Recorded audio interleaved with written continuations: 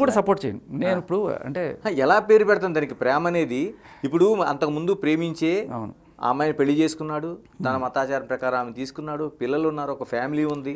ఆ మతాచారం ప్రకారమే ఇంకొకరిని కూడా ప్రేమించవచ్చు అని ఆయన అనుకున్నాడేమో. ఇద్దరు ముగ్గురు చేసుకోవచ్చు కదా, అందుకని నాకు తప్పు కాదు. ఆవిడ కూడా ఓకే ఆయన నన్ను రేపు వెళ్ళి పెళ్లి చేసుకుంటాడు, నా కెరీర్ ఇంకా బాగుంటుంది ఆయనతో ఉంటే అని అనుకుని ఉండొచ్చు. సో ఆ రకంగా వాళ్ళ ప్రయాణం స్టార్ట్ అయింది. మీరు ఇందాక అడిగిన క్వశ్చన్కే వస్తున్నాను. అలా 2 ఏళ్ళు 3 ఏళ్ళు ఉన్న తర్వాత ఆవిడకి అప్పుడు లేని స్పృహ ఇప్పుడు వచ్చి ఉంటుంది కొంచెం. అప్పుడు మరి చిన్నపిల్ల కాబట్టి ఒక 21 ఏళ్ళు వచ్చిన తర్వాత ఈ 41 ఏళ్ళ వయసుతో 42 ఏళ్ళ వయసు వాడితో నేనేం చేస్తాను, నాకు 21 ఏళ్ళు, రేపు ఆయన కొన్నాళ్ళకి ముసలాడైపోతాడు, నా కెరీర్ నా జీవితం ఏమవుతుంది, దానికి తోడు ఆయన వేరే మతం అనేది అప్పుడు ఆవిడ గుర్తుండొచ్చు, లేకపోతే ఎవరైనా చెప్పు ఉండొచ్చు. ఇవన్నీ కూడా ఆవిడకి మెల్లగా ఒక వేరే థాట్ వైపు నడిపించాయి. మెల్లగా జానీ మాస్టర్ నుంచి నేను బయటపడాలి, వద్దు. వెన్ షీ సెడ్ నో, అక్కడ మీరు అడిగిన క్వశ్చన్, నో అన్నప్పుడు నో కాదా, నో అన్నప్పుడు ఖచ్చితంగా ఆయన వదిలేసి ఉండాల్సింది. ఓకే, లేదు నువ్వు నాకు కావాలి అని చెప్పి గొడవలు పెట్టడము ఇలాంటివి ఏదైనా జరిగినప్పుడు అది పంచాయతీలు అయ్యి అదే ఆ పుష్ప సెట్లో అయినప్పుడు ఆ సుకుమార్ గారి దగ్గర వెళ్ళింది అన్నట్టుగా మనం వింటున్నాం బయట. సో ఆయన పిలిచి ఆయన కూడా పెద్ద మనిషిలాగా ఈ ఇద్దరు మంచి పేరు ఉన్నవాళ్ళు ఎందుకు పాడు చేసుకుంటారని చెప్పి ఏదో మందలింపుగా చెప్పినట్టు మనకు తెలుస్తుంది. సరే ఆయన చెప్పారా లేదని మనం విన్న రూమరే. బట్ తర్వాత వాళ్ళు బయటకు వచ్చిన తర్వాత అక్కడికి కూడా కొన్ని ఎలా జరుగుతాయంటే సార్, ఈవిడున్న ఇంట్లో పైన టాప్ ఫ్లోర్లో ఆర్ ఏదో ఫ్లోర్లో కొత్తగా డాన్సర్స్ కొంతమంది దిగారు. వీళ్ళకి అంటే ఎలా ఉంటుందంటే ఒక ఇన్సెక్యూరిటీ ఫీలింగ్ వచ్చేసిన తర్వాత జానీ మాస్టర్ వాళ్ళని పంపించాడా, జానీ మాస్టర్ వాళ్ళని నాకు స్పై చేయమని పంపించాడా అని ఒక భయం ఆవిడలో. దీనికి తోడు అంటే ఎక్కడ ఏమన్నా చిట్టుకు ఎవడన్నా బెదిరించాడు, ఎవడో ఏదో పోలుగు తెచ్చి. ఇప్పుడు ఆయన అభిమాని ఎవడో ఉంటాడు. ఇప్పుడు ఫర్ ఎగ్జాంపుల్ పవన్ కళ్యాణ్ గారి విషయంలో ఆయన ఎవరు వచ్చి టీవీలో మాట్లాడుతున్నప్పుడు ఆయన వెంబడించి చాలామంది ఆయనకి రకరకాల, ఆయన పేరు నేను మర్చిపోయాను, అప్పట్లో చాలా పెద్ద బొకేస్ ఇవ్వటం ఎన్ని చేశారు. సో అలా ఆయన అభిమానులు ఎవరన్నా ఉంటే ఆయనకి చిన్న ఆయన కొంత అభిమానులు ఉంటారు, ఆయన ఎవరన్నా సరే వాళ్ళకి ఇచ్చినా కూడా ఇదంతా ఆయనే చేస్తున్నాడు అనే ఒక కోణంలో ఒక చట్టంలోకి వెళ్ళిపోయి భయం పెరిగిపోయి నన్ను వేస్తున్నాడు అనే ఒక కంప్లైంట్ ఆల్మోస్ట్ దీని దాకా వెళ్ళిపోయింది. ఎక్కడికి మన ఛాంబర్ దాకా. ఎందుకు ఉంటుందండి నేను అంటుంది ఇక్కడే, అది ఎందుకు లింక్ కుదరట్లేదు. నిజంగానే వాళ్ళిద్దరి మధ్య ఒక మంచి సంబంధం ఉంది, మీరు పెడుతున్నట్టు ఒక ప్రేమ అని పేరు పెట్టారు. ఎవరైనా ఉంటే అదేమైనా జానీ మాస్టర్తో మాట్లాడుతుంది తప్పించి ఎవరైనా ఇంకో నా మీద ఇలా ఎందుకు నువ్వు స్పై పెట్టావు, లేకపోతే నన్ను ఎందుకు నా ప్రతి కథలకి నువ్వు ఎందుకు గమనిస్తున్నావు అని ఫిలిం ఛాంబర్కి వెళ్ళడం ఎందుకు అవుతుంది, పోలీస్ స్టేషన్కి వెళ్ళి కంప్లైంట్ పెడుతుంది. అంటే ఎంత వేధింపులకు గురైతే ఒక అమ్మాయి, వేధింపులకు గురైనట్టు నాకు కూడా సమాచారం మీరు అన్నట్టుగానే. కాకపోతే వేధింపులు ఏంటంటే ఈయన తట్టుకోలేకపోతున్నాడు రిజెక్షన్.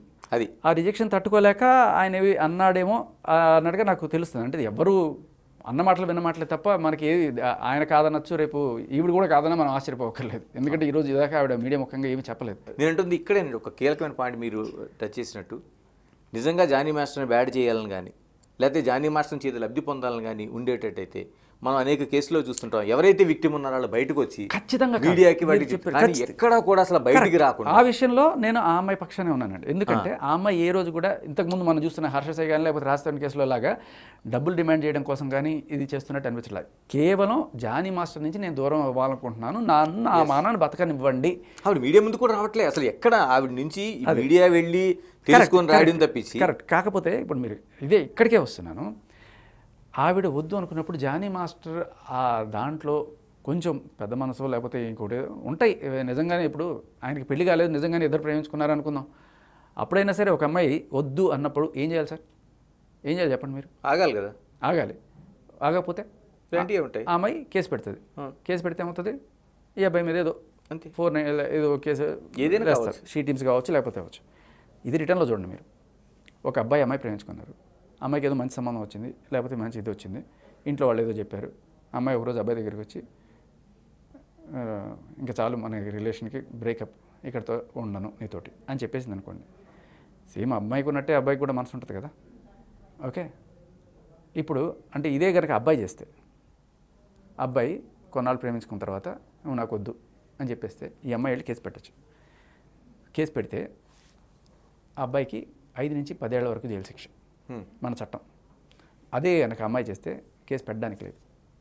ఇది నా పోరాటం. మీకు అర్థమవుతుందా?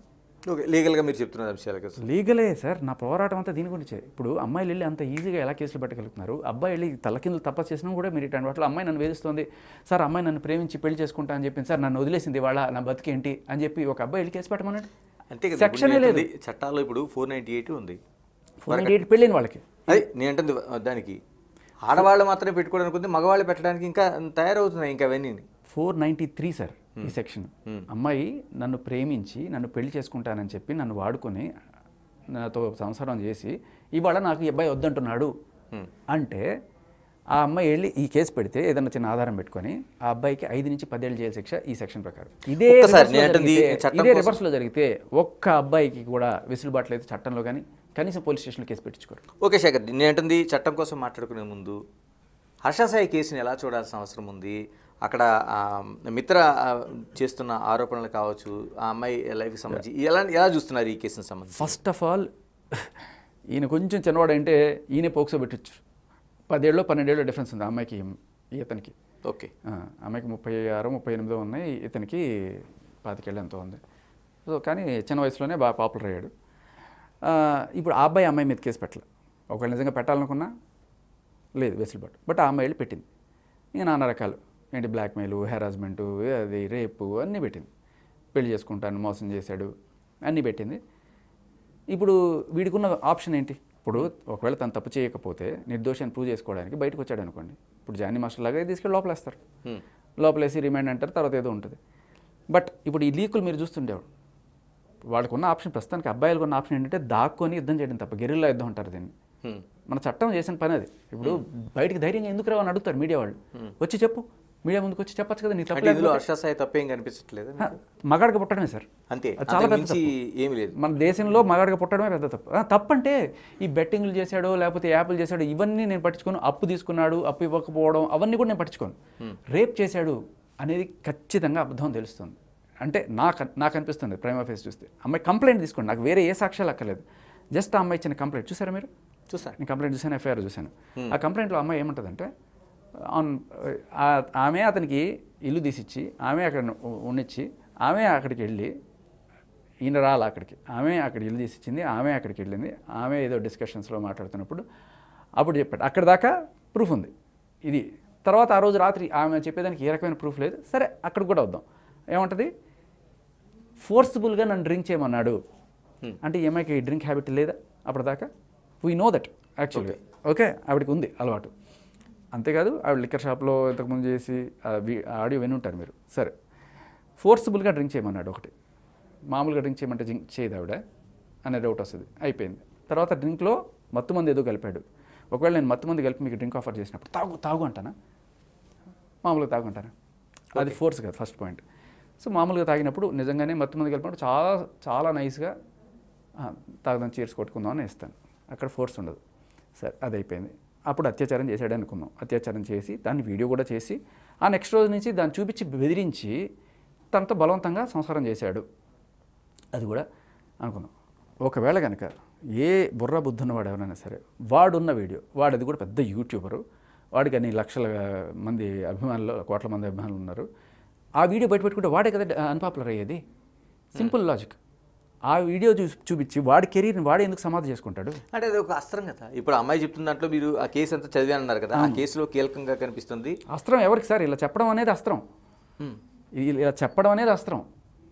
ఇప్పుడు రాయడానికి బాగుంటుంది, ఎందుకంటే నేను బ్లాక్మెయిల్ చేశాను రాయడానికి ఏదో ఒకటి చెప్పాలి కదా. అంటే ఆ అమ్మాయి కంప్లైంట్లు మీరు చూస్తుంటారు కదా. అవును. మిత్ర కంప్లైంట్లో టోటల్గా ఉండేది ఏంటంటే, నన్ను మా దగ్గర ఏదైతే జరిగిందో ఇదంతా, దీన్ని వీడియోలు ఉన్నాయి, దాన్ని నన్ను బ్లాక్మెయిల్ చేస్తున్నాడు అనేది మెయిన్. ఆ వీడియో ఆవిడ ఏం చూపించలేదు ఎక్కడ. ఆల్రెడీ ఆవిడ సబ్మిట్ చేస్తుంది, ఇప్పుడు బయటకి ఎందుకు చూపిస్తుంది?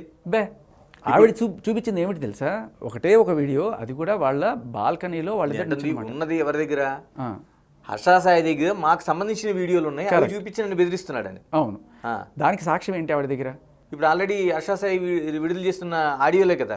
అంటే ఎంతో కొంత తను జాగ్రత్తగా ఉన్నాడనేది మనకు కనిపిస్తూ ఉంది. ఇప్పుడు ఈవిడ ఇలాంటిది అని తెలిసినప్పుడు బేసికలీ ఈవిడే చెప్పుకుంది. ఏంటి మీరు గమనిస్తే ఆ కాల్ స్టార్టింగ్లోంచి లేదు, మధ్యలోంచి ఎక్కడో రికార్డ్ చేశాడు. అంతకుముందు ఆవిడ ఏదో మాట్లాడుంటుంది, లైక్ నాకు పెద్ద పెద్ద వీఐపీలు తెలుసు, వాళ్ళందరికీ గర్ల్ ఫ్రెండ్స్ని నేను సప్లై చేస్తుంటాను, ఇలాంటి ఏదో మాటలు వచ్చినప్పుడు ఓకే ఏంటి మనిషి తేడాగా ఉంది. దీనికి తోడు మీరు గమనిస్తే ఆవిడే ప్రపోజ్ చేసింది, ఆవిడే 4 సార్లు 3 సార్లు అడిగింది. ఆవిడ గట్టిగా అరుస్తుంది. తర్వాత ఏంటి ఎందుకు చెప్పు ఏంటి నీ ప్రాబ్లం ఏంటి అని చెప్పి సైకోలాగా మారుతుంది 3వ సారి 4వ సారికి. సో ఇలాంటివి జరిగినప్పుడు వాడు సేఫ్ సైడ్ ఎవడైనా సరే రికార్డ్ చేసుకుంటాడు.